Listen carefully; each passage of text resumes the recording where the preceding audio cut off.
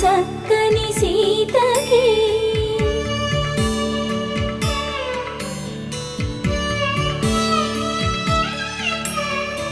ఎర్ర జాబిలి చేయి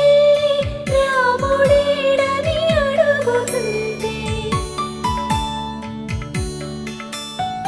చూడలేదని పెదవి చెప్పే చెప్పలేమని కనులు చెప్పే నల్ల పూసైన